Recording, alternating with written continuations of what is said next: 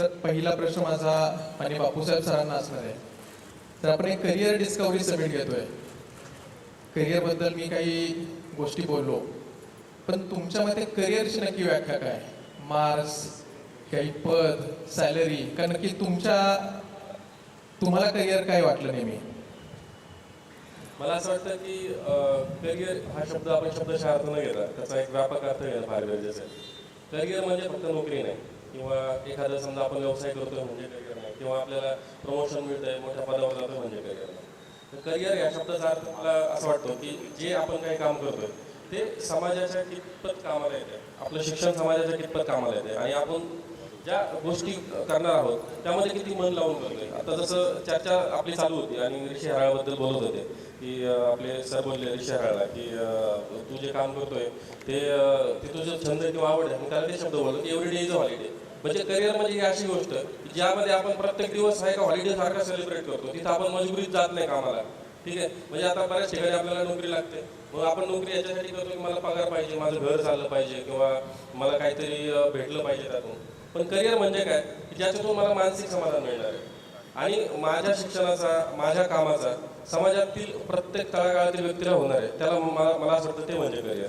म्हणजे गांधीजींच्या भाषेत जर सांगायचं झालं तर गांधी तलिस्मानबद्दल गांधीजी नेहमी बोलायचे की आयुष्यात काम करत असताना तुम्ही जे काही निर्णय घेता त्या निर्णयामध्ये त्या लाईनमध्ये उभा असलेल्या सगळ्यात शेवटच्या व्यक्तीला त्याचा फायदा होणार आहे का.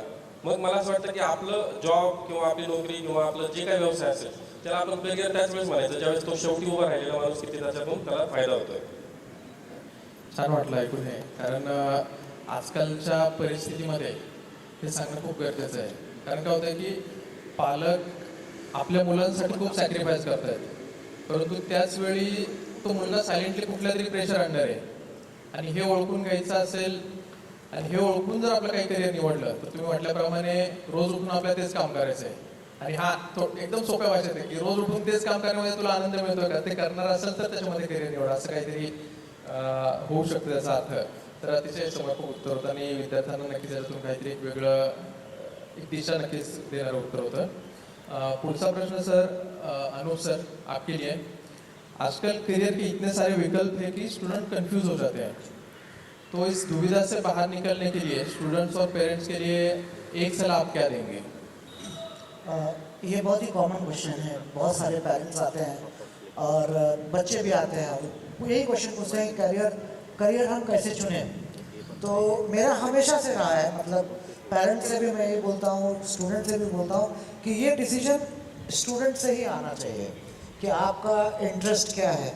तो मैं हमेशा बच्चों को यही बोलता हूँ कि एज अ टीचर कि आप थोड़ा सा समय लो, आप दौड़ो मत, जो रैट रेस है उसमें मत फंसो कि सब आपके दोस्त इंजीनियरिंग कर रहे हैं तो आप भी इंजीनियरिंग करो, या वो मत करो. आप थोड़ा सा सोचो 10th के बाद एटलीस्ट कि आप क्या बना, आपका इंटरेस्ट क्या है. और मैं अभी काफ़ी सालों से टीचर के रूप में काम कर रहा हूँ और मैंने एक चीज़ देखी है कि जिस बच्चे को ये समझ में आ गया कि उसका इंटरेस्ट क्या है और उस पर अगर वो मेहनत करता है वो ज़रूर सफल होता है. तो मेरे लिए सबसे इम्पोर्टेंट है कि स्टूडेंट क्या सोच रहा है, उसका इंटरेस्ट क्या है. और अभी हर फील्ड में अपॉर्चुनिटीज़ है. मतलब मैं जैसे कि जब मैं बड़ा हो रहा था तो लोगों को लग रहा था कि सिर्फ इंजीनियरिंग और बीए आपने किया मतलब बीए मतलब आप बर्बाद हो गए, ऐसा माना जाता था. बट मैं जब JNU आया, जब दिल्ली आया, तो मैंने देखा कि लगभग सारी फील्ड में अपॉर्चुनिटीज़ है. आपका इंटरेस्ट, आपका एक्सपर्टीज़ वो इम्पोर्टेंट है. अगर आप ग्रेजुएशन करते हैं अच्छे से किसी भी फील्ड में तो आपको कोई प्रॉब्लम नहीं होगी. बट ये है कि चॉइस वो आपकी खुद की होनी चाहिए, एंड स्पेशली स्टूडेंट्स का, और थोड़ा समय लेकर सोचना चाहिए. और दूसरा, कभी घबराना नहीं चाहिए. कई बार हमारी चॉइसेस गलत हो जाती है, हमको बाद में रियलाइज़ होता है. बट वो जो आपने जैसे मान लीजिए मैंने डिसाइड किया मुझे इंजीनियरिंग करना है, 2-3 साल बाद नहीं समझा कि नहीं मेरा इंटरेस्ट नहीं है, बट वो 3 साल आपके वेस्ट नहीं है. आपने वो मेहनत की है, वो आपकी वेस्ट नहीं है. तो कई बार आपको चॉइसेस आपके बदलने पड़ते हैं. जैसे जैसे आप बड़े होते हैं, आपको एक्सपोजर मिलता है, आपको और चीज़ें पता चलती हैं, तो आपका माइंड भी चेंज हो जाता है, और ये बहुत नॉर्मल है. तो मैं बच्चों को हमेशा यही बोलता हूँ. बिलकुल सही बात. मी पुढच्या प्रश्नाकडे वळण्याआधी माननीय रावसाहेब घुगे सरांचं मनपूर्वक असं स्वागत करतो. मित्रांनो, अहिल्यानगरच्या संगमनेरच्या अतिशय एका माळ रानावर सरांनी IT कंपनी उभी केलेली आहे आणि त्या IT कंपनीमध्ये गावातील ज्यांच्याकडे शिक्षण नाही, ज्यांच्याकडे डिग्री नाही, अशा मुलांना सर ट्रेन करतात आणि ती मुलं आज अनेक मोठ्या मोठ्या कंपन्यांचे सॉफ्टवेअर्स बनवत आहेत. त्याच्यामुळे अतिशय मोठं काम सरांचं आहे. पुढचा प्रश्न माझा रमाकाळे मॅडमला आहे. मी आत्ताच थोडंसं जेंडर इक्वॅलिटीबद्दल बोललो आणि ती परिस्थिती म्हणजे आपण सध्या काळ जरी बदलला असला तरी कुठे ना कुठे थोडंसं ते ऑब्झर्व होती आपल्याला. आता जरी करिअरच्या संदर्भाने जरी पाहिलं तरी मुलांपुढे करिअरचे ज्यावेळी ऑप्शन्स असतात त्यावेळी मग ते कदाचित आर्किटेक्ट असेल, जे काही बरेच ऑप्शन्स समोर असतात, पण मुलींच्या करिअरचे ऑप्शन्स जर समोर आले तर ते कुठेतरी लिमिटेड असतात आणि ती परिस्थिती मला अजूनही जाणवते. आणि अशा परिस्थितीत जर काही मुलींना इथे बसलेल्या विद्यार्थिनींना स्वतःचा व्यवसाय सुरू करायचा असेल, स्वतःचं काहीतरी स्टार्टअप सुरू करायचं असेल तर त्यांना म्हणजे त्या विद्यार्थ्यांना आणि पालकांना तुम्ही काय एक सल्ला द्याल? सो करिअरच्या संधी फक्त कन्सिडर केल्या तर जेंडर इक्वॅलिटी आहे, पण त्या संधी ग्रॅब करणं आणि त्याच्यासाठी प्रयत्न करणं ह्याच्यासाठीचा आपल्या समाजातली सायकोलॉजी किंवा एक ॲटिट्यूड किंवा द वे कंडिशनिंग इज की मुलींना कसं वाढवलं जातं, मुलांना कसं वाढवलं जातं, तर तिथे रिस्ट्रिक्शन्स आहेत. म्हणजे कुठलंच फील्ड हे म्हणत नाही की स्त्रियांनी इथे यायचं नाही, पण हे आपल्या डोक्यात असतं की हे फील्ड स्त्रियांसाठी नाही आहे आणि that is rooted somewhere in our upbringing, the way our thought process has gone ahead. आता चंद्रावर I mean, there are people who have reached universe, and there are women in that equally with men.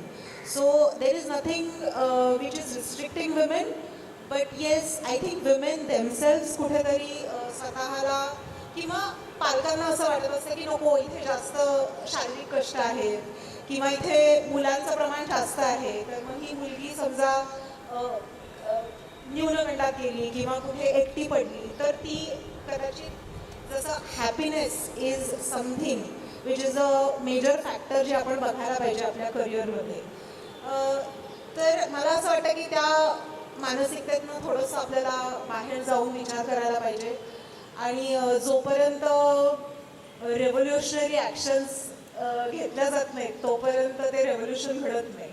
So ते आपल्या एंडला घडवायचं आहे का नाही हा कुठेतरी मानसिकतेचा भाग आहे जो कन्सिडर करून मग आपण जेंडर इक्वॅलिटी ॲक्च्युली सिरियसली घेतली पाहिजे. म्हणजे हा मुद्दा अगदी बरोबर आहे की कदाचित आपल्याच मुली किंवा आपला समाज एक या मुलींना ते एक इन्व्हिजिबल प्रेशर म्हणतो, इन्व्हिजिबल आपण ती त्या बॉक्समध्ये लॉक करून ठेवतो. हां, ते सबकॉन्शियस कंटेंट, त्याच्यात चुकीचं काही नाही. I mean there is nothing wrong in it because everybody has come with their own set of conditioning आणि ते जनरेशनल असतं, ते रिजनल असतं आणि तिथून बाहेर पडण्यासाठी काही बोल्ड स्टेप्स आपल्याला कधी कधी काही विचार आपल्याला स्वतःचे कॉन्टम्प्लेट करायला लागतात की हे खरंच गरजेचं आहे का हा विचार.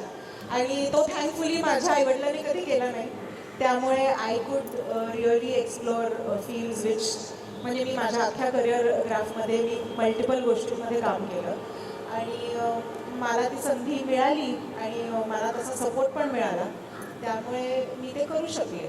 म्हणजे देर हॅव बीन फील्ड्स जिकडे फक्त मुलं होती आणि मी एकटी मुलगी होते आणि मला कळत होतं की का लोक असा विचार करतात की नको मुलींनी इथे जायला किंवा नको मुलींना आपण हे करू द्यायला. सो फिजिकल तुमचे रिस्ट्रिक्शन्स असतात. Physical strength as a man and physical strength as a woman are totally different आणि तिथे तुम्ही जर इक्वॅलिटी पुश करायला लागलात तर ते इम्प्रॅक्टिकल आहे. बट तुमचा फिजिकल रिस्ट्रिक्शन कन्सिडर करून तुम्ही तिथे तुमचं बेस्ट देणं is something I guess is equality only. Interesting तुमचं त्याच्यावर ओपिनियन होतं, वेगळं वाटलं थोडंसं. पुढचा प्रश्न सर तुम्हाला आहे की ॲक्टिंग असेल, कंटेंट क्रिएशन असेल, याच्यामध्ये जर इथल्या कुठल्या बसलेल्या विद्यार्थ्याला करिअर करायचं असेल तर त्यांनी स्वतःकडे कुठल्या क्वालिटीज असल्या पाहिजे त्याच्या स्वतःकडे आणि पालकांनी कंटेंट क्रिएशनकडे खरंच करिअर म्हणून बघितलं पाहिजे का? हो, माझा आवाज येतोय आणि चेहरा एवढा गंभीर नका करू. एवढा गंभीर चेहरा केला की ते आता टेन्शन आलं याला. तर मला असं वाटतं की जर तुमच्यात काहीतरी वेगळेपण असेल, म्हणजे सगळ्यात महत्त्वाची जी माझी भाषा होती ती मी गावाकडे राहायचो आणि माझी भाषा मी जी आता बोलतोय ती एकदम गावठी आणि नगरी आहे. तर सगळ्यात पहिल्यांदा मी जेव्हा थिएटर जॉईन केलं नगरला येऊन, तेव्हा जे माझे डिरेक्टर होते जे नाटक बसवायचे, ते आधीचं नाटक कसं असायचं, येण्यास खूप विलंब झाला आपणास. तर मी म्हणलं माझ्या भाषेचं आणि ह्या भाषेचं लय लांब आहे, मी म्हणलं हे जुळणार नाही. तर डिरेक्टरला म्हणलं सर मी माझी भाषा बदलू का? तर ते म्हणले तुझी भाषा सगळ्यात जादा वेगळी आहे, तीच तुला नाव देईन आणि त्याच भाषेने मला एवढं मोठं केलं. तर तुमच्याकडं जी गोष्ट वेगळी आहे त्याच्यावर फोकस करा आणि करिअर खूप भारी आहे या गोष्टीमध्ये आणि आता सध्या ते जास्त फोकसला आहे. आता मला नाही वाटत समोर एखादा बसलाय त्याच्याकडे इंस्टाग्राम यूट्यूब नसेल आणि खूप सोप्या गोष्टी झाल्या. आधी तरी कॅमेरे लागायचे, लॅपटॉप लागायचे, माईक लागायचे. आता तुम्ही फक्त एका मोबाईल घेऊन सुरू करू शकता आणि तुमच्यात खूप वेगळ्या वेगळ्या गोष्टी असतात. आपण घरचे म्हणतात की आमचा मुलगा खूप वेड्याने करतो, तेच येड्यावानी सोशल मीडियाला टाकून द्या, बघा त्याचा फायदा होईल तुम्हाला. हेच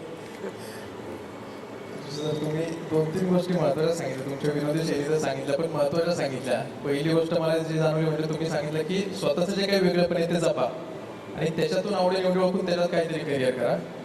दुसरी एक महत्त्वाची गोष्ट जाणवली म्हणजे तुमचे जे काही कोणी डिरेक्टर होते पहिले, त्यांनी जर कदाचित तुम्हाला तुमची भाषा बदलायला सांगितली असती तर कदाचित आज आपण इथे बसलो नसतो. तुमच्या त्या वेगळेपणावर आणि त्यांनी तो योग्य सल्ला दिला, योग्य मार्गदर्शन दिलं म्हणून तुम्ही आज इथे आहात. आणि तिसरी गोष्ट म्हणजे की बाबा एक कंटेंट क्रिएशन खरंच आहे करिअर. म्हणजे एक 10 लाख सबस्क्रायबर आता तुमचे क्रॉस झाले, हो 1 मिलियन सबस्क्रायबर.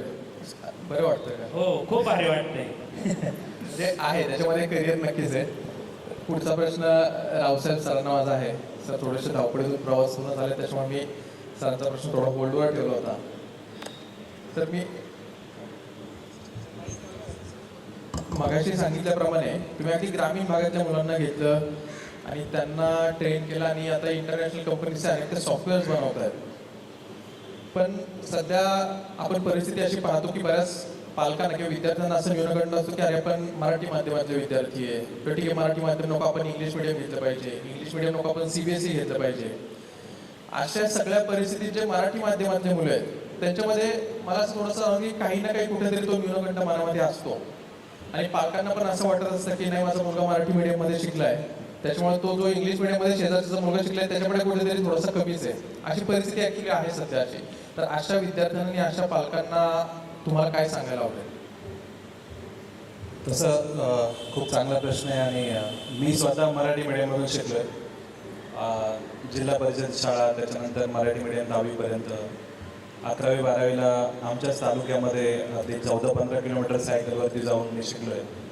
आणि एक खेड्यातला मुलगा जेव्हा मराठी मीडियममधून शिकलेला असतो त्याची भाषा गावंढळ असते. मी नगरचंच आहे त्याच्यामुळे आमच्या भाषेत काही जास्त फरक नाही, फक्त मी रील्स बनवत नाही एवढ्या.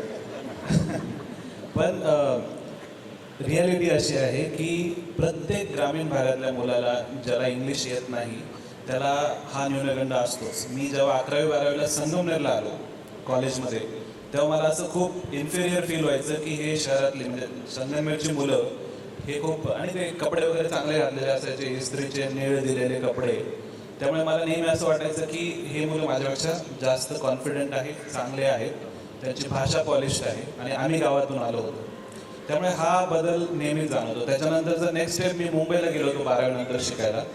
तिथे तर आणखी कॉन्व्हेंटमधली मुलं फाडफाड इंग्लिश बोलणारी आणि आम्हाला अगदी इंग्लिश अजून नीट वाचता येत नव्हतं 12वी झाली तरी.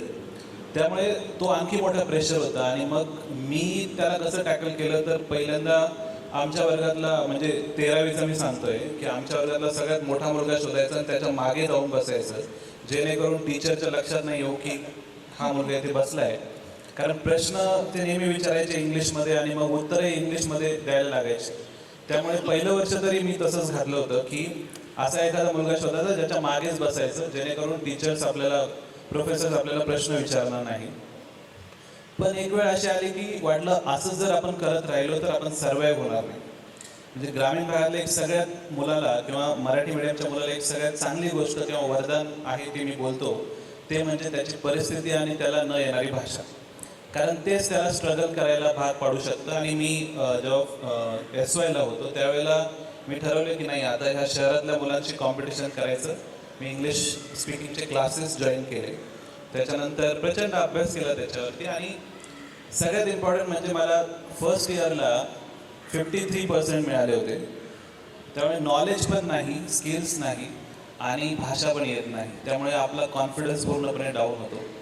तर त्यावेळेस एक गोष्ट माझ्या लक्षात आली की काही मुलं अशी होती ज्यांचं इंग्लिश चांगलं नव्हतं पण ते हुशार होते, त्यांच्याकडे स्किल्स होते किंवा नॉलेज होतं त्या सब्जेक्टचं जे आम्ही शिकत होतो. त्यानंतर मी ठरवलं की इंग्लिश येईल तेव्हा येईल, पण पहिल्यांदा जे सब्जेक्ट्स आपल्याला आहेत त्याच्यात आपण परफेक्ट होणं गरजेचं आहे. आणि जर स्किल्स यायला लागले ना तर तुमचा कॉन्फिडन्स ऑटोमॅटिकली बूस्ट होतो. म्हणजे तुम्ही जे काम करताय, जे शिकताय ते तुम्हाला खूप परफेक्ट किंवा बेस्ट यायला पाहिजे. त्याच्यानंतर मग तुम्हाला त्या भाषेचं न्यूनगंड वाटणार नाही. कारण जेव्हा मला प्रोग्रामिंग यायला लागलं, मला कोडिंग यायला लागलं थर्ड इयरला आणि म्हणजे सेकंड इयरला थर्ड इयरला, त्यावेळेस मी ऑटोमॅटिकली कॉन्फिडंट झालो. माझं ग्रामर चुकायचं पण मी शिक्षकांना उत्तर द्यायचो. त्यामुळे भाषा ही दुय्यम आहे असं मी म्हणेल. तुमचे स्किल किंवा तुमचं नॉलेज हे प्रायमरी गोष्ट आहे आणि त्यानेच मला पुढे नेलं. मग हळूहळू मला स्टेज रिडिंग वाढायला लागली, प्रोग्रामिंग जमायला लागलं, मी सगळ्यांचे प्रश्नांची उत्तरं द्यायला लागलो आणि ऑटोमॅटिकली शिक्षकांचं लक्ष माझ्याकडे आलं. आणि ते लक्ष आल्यामुळे मला स्टेजवरती यायला चान्स मिळायला लागला, पुढे येऊन एक्सप्लेन करायला लागलं. आणि इंग्लिश ही एक अशी भाषा आहे जी तुम्हाला पुस्तकातून तुम्ही किती अभ्यास करा, किती क्लासेसला तुम्हाला जमणार नाही. त्यासाठी तुम्हाला स्वतःहून आतून वाटलं पाहिजे मला याची प्रॅक्टिस करायची. आणि जेव्हा तुम्ही तोडकं मोडकं बोलायला लागाल त्यावेळेस तुमचं ऑटोमॅटिकली इंग्लिश इम्प्रूव्ह होत जाईल. माझ्या करिअरमधलं एक्सपिरियन्स सांगतो मी. माझं फर्स्ट जॉब होतं LNT इन्फोटेकमध्ये आणि मी माझ्या US क्लायंटबरोबर काम करत होतो आणि माझ्याचबरोबर व्हिएतनाम आणि कंबोडियामधले बरेच कलिग होते. जेव्हा मी त्यांच्याशी बोलायचो आणि आमचं काम सपोर्टचं होतं, मला नेहमी त्यांच्याबरोबर दररोज बोलायला लागायचं. ते कंबोडियन आणि व्हिएतनामीज होते, त्यांची इंग्लिश एकदम पुअर होती पण ते एवढे कॉन्फिडेंटली बोलायचे. बऱ्याच ग्रॅमॅटिकल चुका त्यांच्या व्हायच्या पण त्यांना ते कामाचं पूर्ण नॉलेज होतं. मी त्यांच्याबरोबर तोडकं मोडकं बोलायचो आणि त्यातून एक फायदा असा झाला की मला वाटलं हे चायनीज आहे, व्हिएतनामीज आहे, कंबोडियज आहे, या लोकांना भाषा एवढी चांगली येत नाही तरी पण ते जगाबरोबर कनेक्ट करतात, बोलतात. त्यामुळे एक गोष्ट तिथेही जाणवली की तुमचं स्किल इम्पॉर्टंट आहे. ऑटोमॅटिकली समोरच्याला तुमचे एक्सप्रेशन आणि भाषा आणि लँग्वेज समजून जाते. कितीतरी बाहेरच्या जगातली लोक मी पाहिली त्यांचं इंग्लिश अगदी पुअर आहे. फॉर एक्झाम्पल लॅटिन अमेरिकेतली लोक, ब्राझील म्हणा किंवा ह्याची म्हणा साऊथ अमेरिकेतल्या सगळ्याच कंट्रीमधले, त्यांची भाषा ॲक्सेंट अजिबात चांगलं नाही आहे पण तरीसुद्धा ते अमेरिकन बऱ्याच लोकांबरोबर काम करतात. चायनीज सगळ्यात बेस्ट एक्झाम्पल आहे. तुम्ही चायनीज रील इंस्टाग्राम आणि फेसबुकवरती शोधा, ते जगाबरोबर एक्सपोर्टचा बिझनेस करतात पण त्यांना इंग्लिश बोलता येत नाही, अजूनही नाही येत. एक पर्सन असतो, त्यांची किती मोठी कंपनी असेल तर एक माणूस असतो जो त्यातला इंग्लिश बोलतो. त्यामुळे मला असं वाटतं की भाषेला एवढं महत्त्व देऊ नका, ती ऑटोमॅटिकली तुमची बिल्ड होईल. स्किल्सवरती महत्त्व द्या आणि कॉन्फिडेंटली बोला, हेच मला स्टुडंट्सला सांगायचं आहे. ग्रामीण भागातून आमच्यासारखे अनेक मुलं आहेत ज्यांना काहीच येत नाही पण ते स्किल्सच्या जोरावर आणि परिस्थितीच्या जोरावरच ते झगडत असतात आणि ते सक्सेसफुल जास्त होतात असं माझं मत आहे.